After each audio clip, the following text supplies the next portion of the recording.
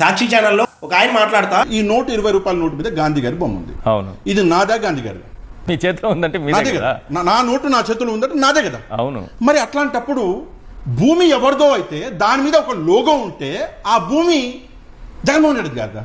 ఛీ, సిగ్గు శరం మానవత్వం ఏ మాత్రం ఉన్నా కూడా తను తప్పుగా మాట్లాడినా అక్కడున్న యాంకర్ లేదు అలా పోల్చమాకండి, వద్దు తప్పది, వేరే ఎగ్జాంపుల్ ఏమన్నా చెప్పండి అని అన్నారు. డబ్బుల మీద గాంధీ గారి నోటికి మా పొలం పాస్బుక్ల మీద జగన్ రెడ్డి గారి ఫోటోకి ఎంత వ్యత్యాసం ఉంది. ఎంత పేటిఎం నుంచి అమౌంట్ వస్తే మాత్రం ఇంతలాగా డప్పు కొడతారా? జగన్ ని లేపుకోండి, మీరు జాకీలేసి లేపుకోండి, క్రెయిన్లు పెట్టి లేపుకోండి, గాల్లోకి డప్పులు కొట్టి లేపుకోండి, ఎంతనా చేసుకోండి. శాంతం స్వాతంత్ర సమర యోధులతో కూడా పోలిస్తారా? మొన్నేమో మా అన్న ఫ్లైట్ లో కాలు మీద కాలేసుకుని కాగితం చదువుతున్నాడు, మా అన్న లాల్ బహదూర్ శాస్త్రి గారితో సమానం అంటారు.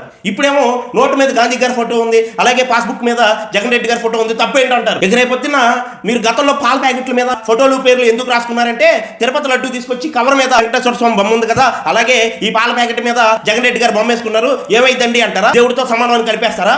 ఇంత పెద్ద పేటీఎం బ్యాచ్. ఇప్పుడు అంటారు మేము పేటీఎం అని మీకు ఎవడన్నా చెప్పాడా అని. మీ పార్టీలో ఒకప్పుడు జగన్ తర్వాత మరో జగన్ అనేవాళ్ళే విజయసాయి రెడ్డి బయటకు వచ్చేసారు. ఆయన నిన్న కన్ఫర్మ్ చేశాడు కదా, మీ అందరికి పేటీఎం చేస్తాడు, అందుకే వాళ్ళందరూ మాట్లాడుతూ ఉంటారు ఇలా అని చెప్పి.